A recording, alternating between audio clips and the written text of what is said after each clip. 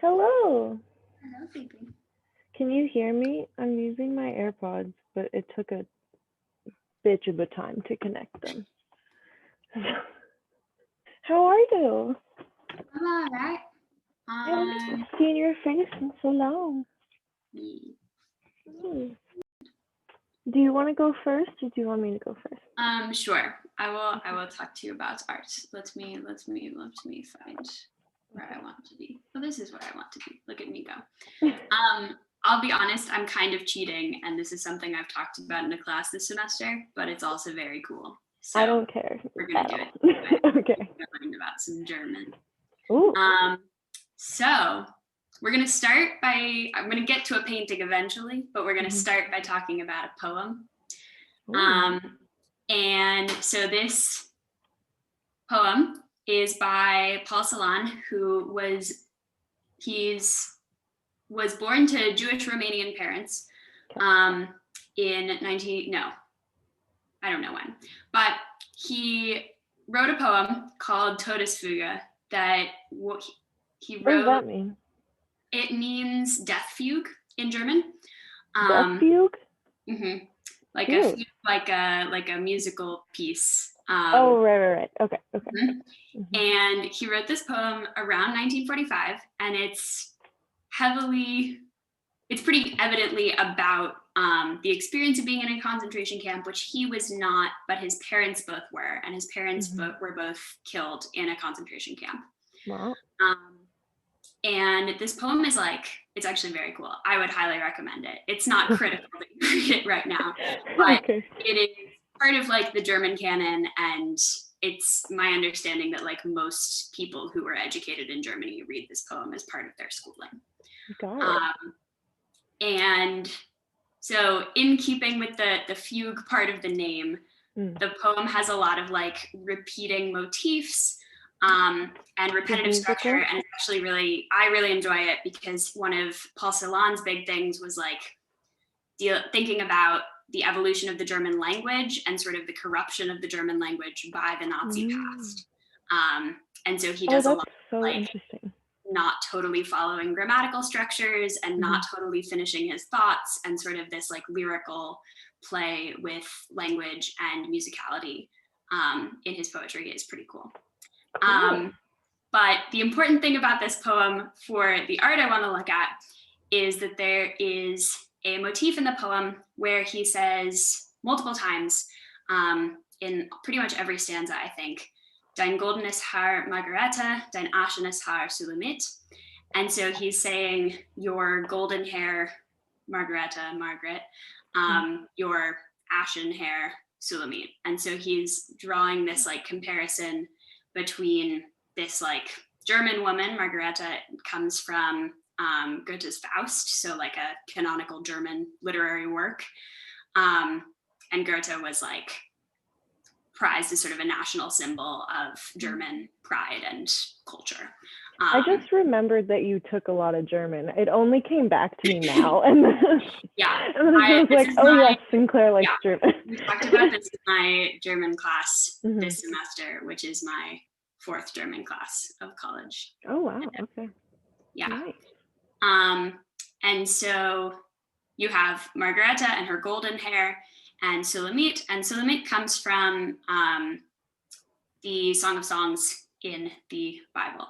So that it would clearly be a reference to Judaism, Jewish culture. And the adjective he uses for her hair is ashen. So we have a clear reference to crematoria and concentration camps and that sort of brutality. So you have the death of the Jews and the vitality, livelihood, wealth of the German Aryan race. And so this motif is repeated throughout the poem, and there are lots of other very cool, poignant motifs in this poem. I would highly recommend it. But that's the one that's important for us today. Okay.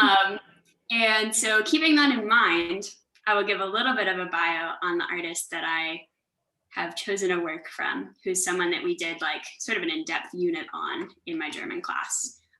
It was some pretty fun, like art history, art analysis in German. Oh, So I love that. it's pretty entertaining. Yeah. And so this artist, his name is Anselm Kiefer, and he is German. He was born in 1945. So his whole life took place following World War II, but he was very much like immersed in German culture in a time when like sort of dealing with or not dealing with the Nazi past was on everyone's minds. Right.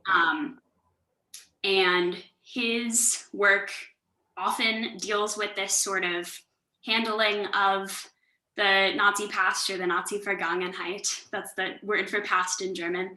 And so he has a lot of paintings with people doing like the Heil greeting, like little tiny figures, like doing that sort of arm positioning. He has a lot of sort of general dealing with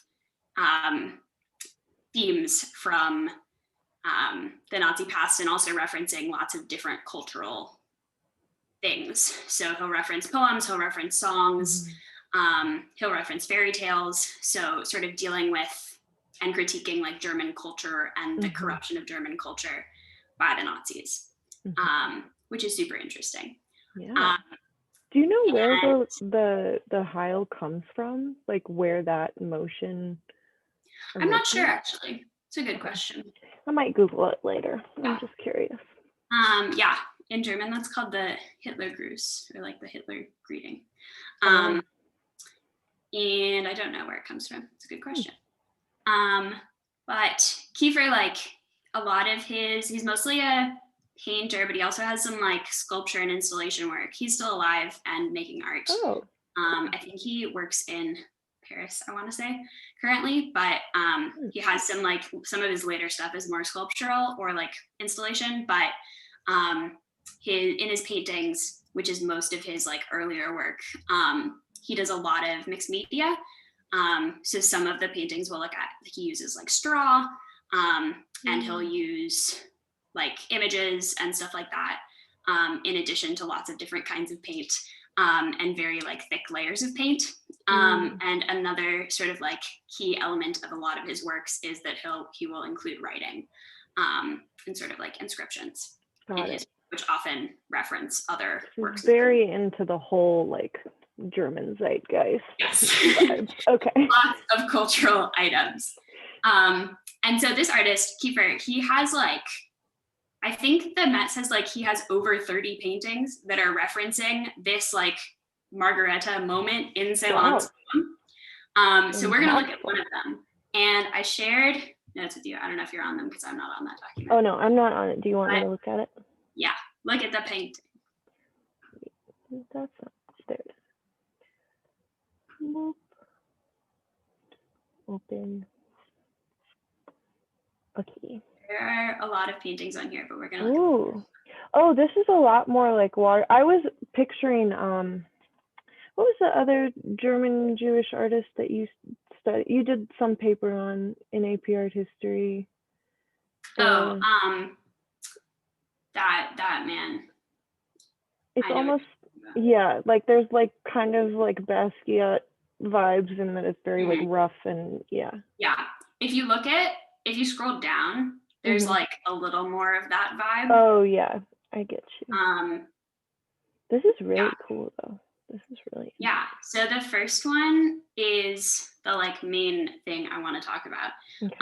But it's really interesting. He seems like sort of fixated on this poem and this reference and has like a ton. Like if you look up Dein Goldenes Herr Margareta, like there are like so many different pictures that are all by him. And but this one is from 1980, and it's just different kinds of paint. So he's got watercolor and he's got gouache and he's got acrylic. You can kind of tell like the sky and the inscription seem more like watercolory, and then he's got like layers of more saturated paint on top. And so we've got like stalks of wheat. They're blowing in the wind. They're very gold looking. We have on top of them the inscription with a direct reference to this poem that says Dein goldenes Haar, Margareta. And then we have sort of a watercolor blue and black and gray background. Do you want to share your screen, actually? I was doing it because I was like, I want to see the painting and see you. And then Yes. Art. So we've got all these sort of landscapey elements. Looks very chill. But it's my understanding that this poem would be pretty top of people's minds upon reading this inscription. And the first thing that comes to mind for me is like these two characters in this poem are always together. You always have Dein goldenes Haar, Margareta paired with Dein eisernes Haar, Sulamit. And so then the question is like, where is Sulamit in this painting and in all of the other paintings that he has that have this like a sorry, is Sulamit like a positive dude or like a negative? Like, is there like a binary between them, or like? I don't know about the like the original character in Song of Songs. I don't know if that's necessarily important, other than being like a reference to the Jews at large. I'm not sure though. But like in pretty much all of these, we have Margareta represented as stalks of wheat that are golden. Seems like a pretty clear representation there, that they're sort of connected in color. And then you have sort of the concept of wheat as like life, nourishment, vitality, sort of like the continuation of these European landscapes as sort of a continuation of the German people. But when we think about like this poem that this reference comes from, the clear question for me is like, where is Sulamit in the poem or in the painting? That's why I was asking, because I was like, is there like a contrast? Am I supposed to be seeing him here? Because I don't. Yeah. And the sort of what the decision my class came to was that we could maybe infer that the sort of darker parts of the background of like the sky sort of vibe, like these sort of black streaks, could be like ashes on the wind or something like that, that we could infer as like this person, this race, this group of people are not present anymore, but are instead represented through sort of like their remains on the wind, which I think is possible. I don't know if that's necessarily what Kiefer was going for. We could email him and ask. Oh yeah, because he's alive. He's alive. So like not normal for art history. Yeah. But we could look at like he has tons of these paintings, like I was saying, and sometimes the like black elements of the paintings are a lot stronger. So like this one, I think this is actual straw. And we again have this inscription up above, but this is like a lot harsher with the black lines, and it feels very much like this parallelism between the straw and this like big black streak through the middle, in this sort of generic landscape, which is also a pretty common theme in his works, like sort of generic Middle European landscapes. Is there like a dude back there, like the shadow of a guy, like right under the Dein goldenes? Like here? Yeah. I don't know. That's a good question. It's possible. It looks like a person with like a big knife like or something. Yeah. I do know. Yeah. But that's like the only person that I can make out, besides like the houses, which I guess represent people. But yeah. And they get like more abstract. Here we've got like random pieces of straw and our inscription, but then this like big old black cloud unclear. This one has like this straw again, but he's like still using more of this like gray black kind of color palette. And they're also like growing from the black now, which is kind of interesting. Yeah.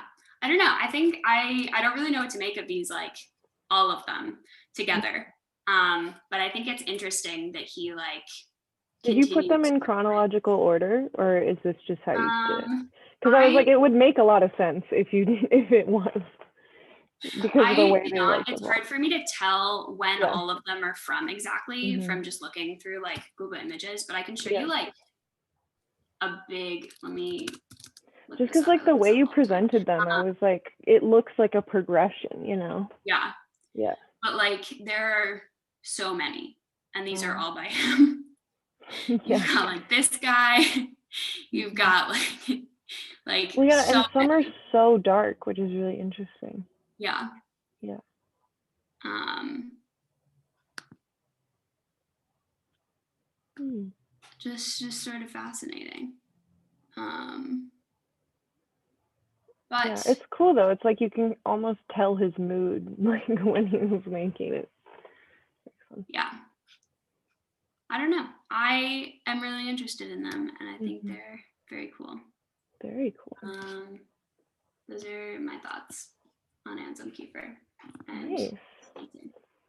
Damn, you brought a lot to the table. That was very cool. Okay.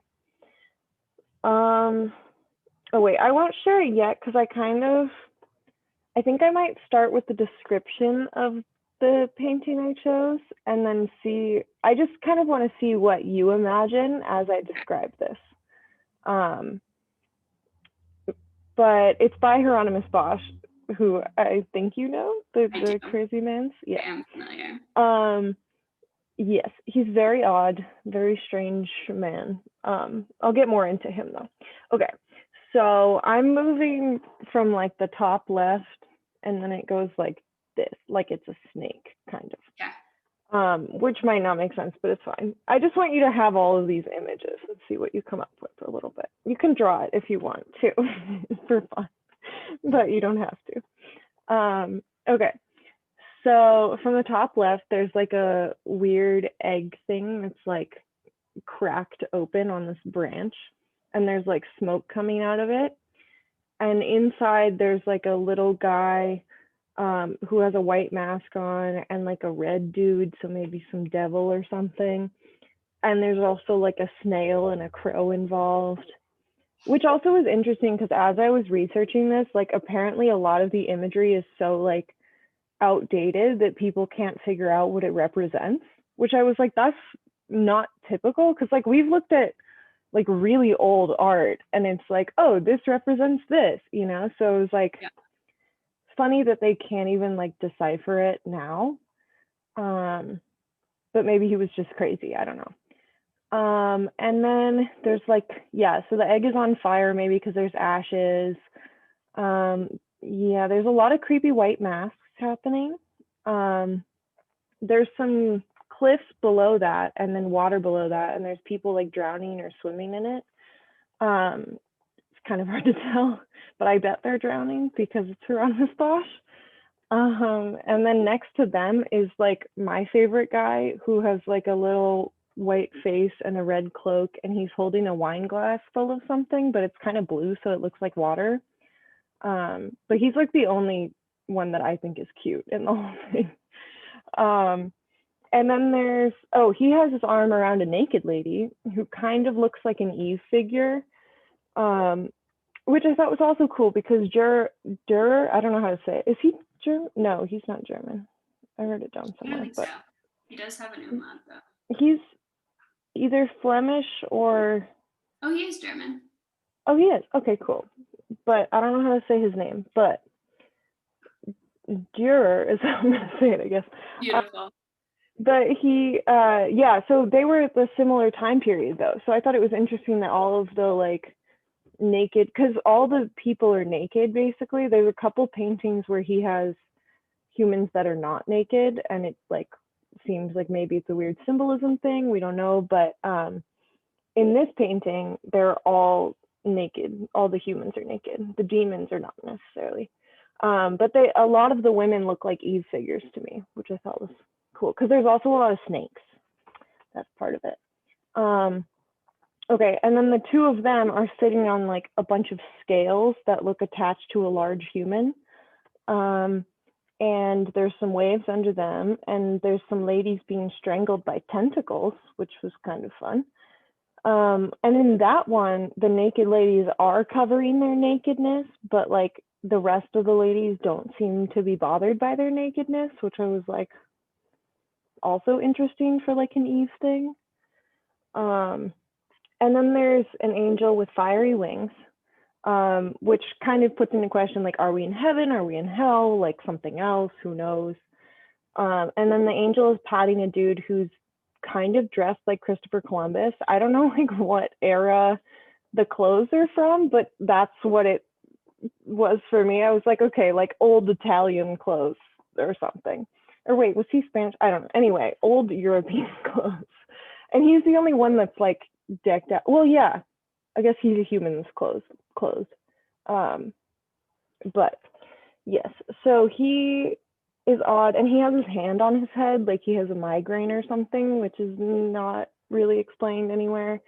And then to the right of him, there's like a little mouse guy who has a really long nose, and he's playing his mouth and nose with the clarinet. And then right above him is like what I think of as like the most fucked up hot tub of all time. It's like a big wood barrel with like dark black water. And there's like several guys with masks there. And there's 4 humans who don't seem upset to be there, but like everyone else, I don't know. That's odd. Like the way the humans are in this is really interesting to me. And there's like a little like Nessie like monster that's leaning into the hot tub. And then above that is this big human head guy who has coins squirting out of his nose into the hot tub. Which also maybe brings in like the whole 7 sins, which was something that Hieronymus Bosch was kind of into. I think he has a whole series that's like called the 7 sins. And then there's like a black lizard climbing into his eye, which is really creepy. And his eyes are like, to me, the creepiest part of this because they're really like sunken in and gross looking. And then and they're like completely dilated, so it's really weird. And then there's lots of other lizards. I'm not going to give you every little thing because you're going to look at it in a minute. And there's like some people on a bed with another lizard. There's a blue blob that I've never understood, and it's so like out of place. There's people fighting, and there's like, oh yeah, there's a whole like fire scene in the background also, with people like burning, and there's someone it's like a silhouette of someone that's been hung. Very spooky. And then I think that's all I want to tell you. I think, yes. Well, tell me what you're picturing now. What's Sounds chaotic. happening in your head? I mean, I'm picturing a classic Hieronymus Bosch. I'm picturing like a Garden of Earthly Delight sort of vibe. Mm-hmm. Sounds like a lot though. I'm excited to see what the lizards look like. Is a lot. Okay, let me share.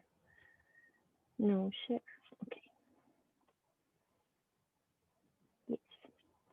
Okay, this is her.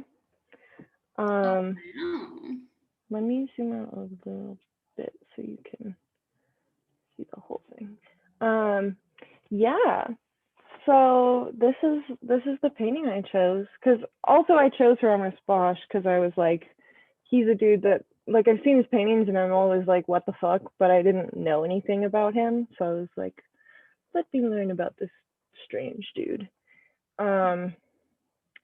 So yeah, there's also a guy like sitting on the dice like naked, which is maybe like a gambling thing. Not so sure. This guy is my favorite though. Can you see my mouse? Yeah. Yeah, he's my favorite. This little dude. And then yeah, it's just all these like Eves are really interesting. And it seems like mostly women, like there's a couple men, but yeah. Okay. Now I will do my notes. And you can see them, I guess. So oh yeah, so also this painting, I didn't even tell you the name of it, is called The Visions of Tondel, or Toondale, or maybe Tondel's Vision. Not sure. There were lots of different ones that I found on the internet, and when I searched different ones, sometimes it was also like other paintings, and I guess he had like a school of people behind him, so there are also others that have made paintings that look very Hieronymus Bosch that aren't necessarily by him, but they might have been his students. So it's kind of that, like, that art school thing of, it's like, it's my painting, but it's not.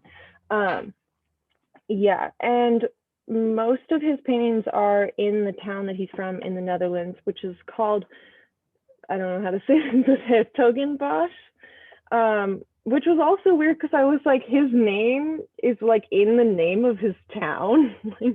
Like how random or like not random is that? And I didn't find anything else about it. I was just like, that's funny. Yeah, and it's called the Noordbrabants Museum. I'm gonna give you some info based on Oh the yeah, image. tell me. Bosch in Dutch means forest. So, and it's Oh, her name. So I think it makes sense. okay. What's Hertogen? Great question. Let's find out. Let's find out what the whole name means. I did not think to Google it, but I'm glad you did.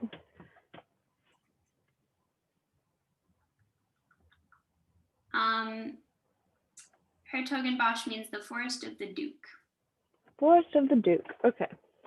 Well, yes. So he's forest guy, which also I guess kind of works because all his paintings are like insane forests in a way. Okay, I'm going to read this quote to you, which is from an article I found, and I'll tell you all the articles at the end so we don't get sued. Okay, he says, I cannot help feeling, art historian and early Netherlandish specialist Erwin Panofsky concluded that the real secret of his magnificent nightmares and daydreams has still to be disclosed. So that was kind of the frustrating part of researching all of this, was most everyone was like, these paintings are super weird, but people still haven't really like figured out what the actual meaning is. Yeah, and he also, I wrote this somewhere else, but he was into, Hieronymus Bosch, was very into like apocalypses apparently. Like I guess read about that a lot in his free time or something, had an interest in that. Yeah. So I think that definitely informs everything we see. And if you like, you can take an interactive online tour through the Garden of Earthly Delights, which is one of his more famous works, which is also kind of necessary because there's so many little details. So it's good to go into every little bit. Yeah, I also wrote down the quote, close to his old townhouse on the market square at the heart of Hertogenbosch are two McDonald's with decals of monsters from his paintings displayed in the windows, such as a hunchback with a cross-beaked bird's head and an upturned funnel for a hat. And I was like, that's kind of goofy. But it's cool though, because it really does seem like the town like embraced him and his legacy, and like kind of showcases him still, which I thought was cool, especially because the name and everything. Like I don't know, I like how it's all tied together. Yeah, and this guy Kiefer also talked about how like his works really shape the way we visualize hell, which I thought was interesting because like, I mean, I don't know when I was first exposed to these, so I don't know if it changed the way I saw them, but I bet it like, it changes the way you visualize like, oh, it's a fiery pit versus like a moat of blood, like it's, all of those things are subjective, which I guess I don't think about because we're all kind of taught like, this is hell, you will burn and die and whatever, but there's no like clear-cut imagery. And yeah, also it's just very silly and weird. He says people turn into animals, turn into musical instruments and kitchen utensils, and then back again, which is true. And he also says, so what are these monsters? A visualization of our desires, a representation of our corrupted forms, some parallel universe that only the artist can see. Which I was like, yes. I almost, before I did that whole description of the entire painting, I was like, maybe I'll do a whole like list of all the questions that I have about this painting, but I was like, no, that's okay. I have enough. So I was like, it'll be too long. But also, yeah, interestingly, the overall effect though is more enticing than it is horrifying, which I don't know if you agree with, but like besides like the creepy eye guy and maybe like this hung person, like it doesn't strike me as like scary or like I don't like grimace at it and I'm like, oh, I don't want to look, you know? Like your paintings were almost more that of like this is like layered in sadness and grief and stuff, you know? And like this feels more like a fantasy of hell, I guess, if that makes sense. Yes. So I don't know. It's just funny to me, like the contrast between like what he's portraying and the way he's portraying it changes like our emotions when viewing it, I guess. That's all the description. It was long. Okay, and then oh yeah, and also just to be clear, Hieronymus Bosch was one of the 15th century Dutch illuminators and panel painters, which is very obvious in his works and the way he uses light. And then I also included this other work, which is called Les Visions du Chevalier Tondal, which is an illuminated manuscript by Simon Marmion and David Aubert, however you say that. And this is from 1475, which, as I found, might precede the painting that I chose. And I'm not 100% sure about that because all I found about the date for the Visions of Tondal was like earlier than 1584. And I was like, that's a big, big window. So who knows? But I'm assuming it's around there. But yeah, and then this little panel here actually tells the story of a wealthy and errant Irish knight whose soul goes on a journey through hell and paradise with an angel for a guide, as you can see here. As a result of his experience, Tondal is spiritually transformed and vows to lead a more pious life. So the title, Visions of Tondal, is referring to like this guy viewing hell. Or maybe it's heaven and hell because he goes to heaven and hell. I only just realized that, and that's very obvious. But yeah, in the story, he goes to both heaven and hell. So that's probably why there's this angel here could be his angel guide. And like they're seeing like beauty, maybe money coming out of the nose is positive, but then it's also like mixed with hellscape imagery. So odd. Where was I? Oh yeah, and then yeah, I wrote that the story is basically like a Christmas Carol meets the Divine Comedy. It's kind of what this is. But also this story precedes the Divine Comedy, which I thought was interesting, and kind of like before that, this had like basically the same importance. I bet it was one of the few works written about hell or something because it's, you know, kind of taboo. Well, I don't know. That could be false. I don't know. I'm talking out of my ass. That could be false. But they're similar, like moralizing tales, and probably were used in a similar way by religious people. And Wikipedia also said that Tondal's vision is, yeah, I said that already, that it might be by a follower of him who is named Hieronymus Bosch, which is also a fun name. There's lots of fun names. Oh yeah, and then currently Visions of Tondal is in the Museo Lazaro Galdiano in Madrid. Oh yeah, and earlier I was talking about most of his collections are in his hometown, but this particular one I think is not. And it is oil paint and wood, and it's not that big. It's like normal painting size. I don't really know about centimeters, but they're there if that's helpful. And yeah, it's one of those that like requires multiple viewings, as we would say in our, I was going to say Van Arsdale, why am I blanking? Vanessa, Jokes. yes, Walker Oaks. In her art history class, we would often say how paintings required lots of looking or rewarded multiple viewings and such. And then I'll just like put this here so that Don't get sued, Kendall. don't get sued. But yeah, so that's the Visions of Tondel. A fun, crazy painting. So these boys are like small, no? Yeah, they are. It's pretty like intricate, especially like this whole back area must be pretty tiny. I would love to like see it in person, but yeah. Over behind your favorite dude, they're like yeah, the swimmy boys, drowning boys. They're so tiny. Yeah, they're really tiny and really like faint. Like shadowy dudes, which also maybe they are swimming and these guys are drowning. And we've got some like contrast or something, but they all just look like they're swimming / drowning. So pretty fun. Yeah.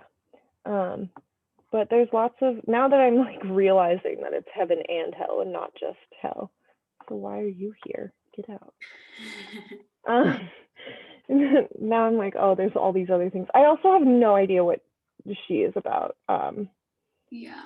With small lizard and animals attached to her bed.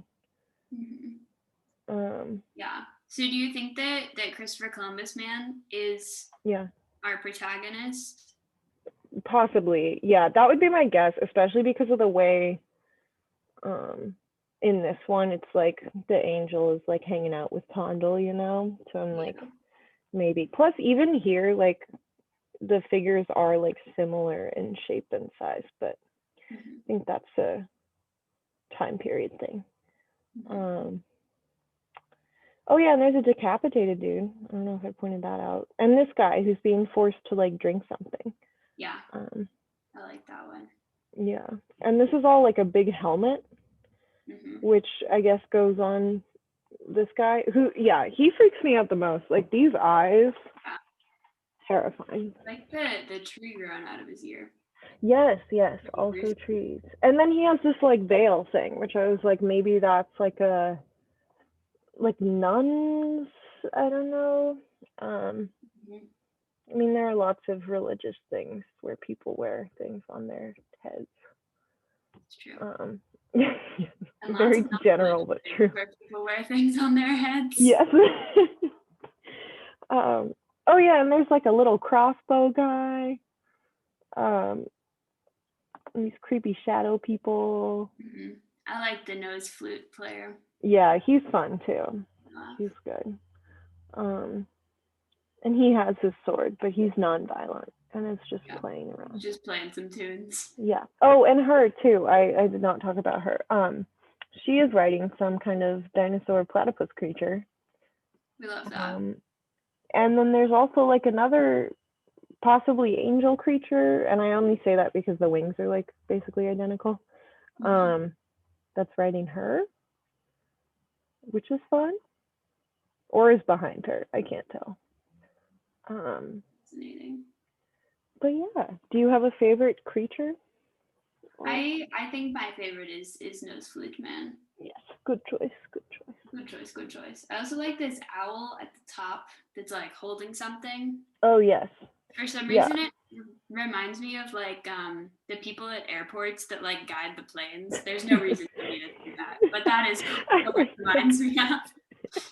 Yes, I'm sure that's what he was thinking in 1584. I'm sure that was his intent, and we'll just never know, but we can assume that was his intent. I'm going to write a scholarly article about that. Yes, you should. But also he has wheat, so we have a tie-in, which is fun. Tie-in. There we go. Or is it straw, or is that the same? Maybe that's the same. I don't think they're the same, but for my purposes today, they were. And we're just going to pretend they are. I just realized I've never thought about those, and I don't know if those are the same or not. But straw is just like grasses, I think, no? I don't know. I always thought of it, like I just picture like that is wheat. Field of wheat. Straw is wheat stalks. Okay. We're in there. Or other grains. We figured it out. We're doing so well today. Yes, we are.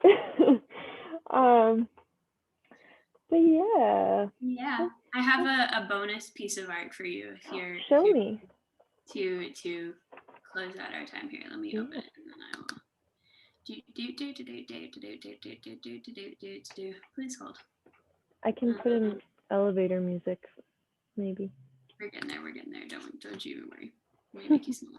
This is my art. This is a paint by number I did this semester. Wow. I've shown it to you already. Okay, I was gonna say like this is astonishing, and then you said paint by number, and I was like, okay. Yeah. It was like more believable. I was like, I don't think I can do any art.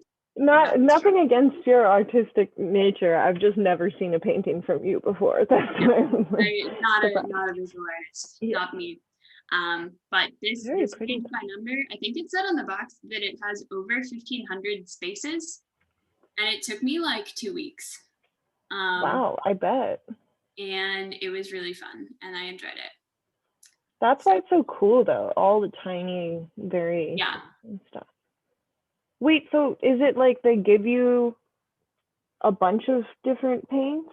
Because like, how do you tell you what colors to use? But I suppose if you wanted to, you could not, because they give you like 30 colors of paint, and they give you the same amount of every one and extra of every one. So I have a lot of leftover. Got it. Okay, I was like, they must give you like a lot of specific colors, because there's no way they can expect you to mix them. Yeah. And get them right. Yeah. Yeah. Just very cool. Do you know what the mountain is, or is she just pretty mountain? Just pretty generic mountain. Okay, I like her. Do you have a title for your work? No, not yet. You could title this work for me if you wish. Oh, something with like reflection, or like a reflection of two mountains or something. Very nice. Very nice. Yes, that is my. What about untitled parentheses reflection of two mountains? Yes, exactly. That is it. That is it. Very nice. Yeah. Well, that's all I think we have for the podcast part.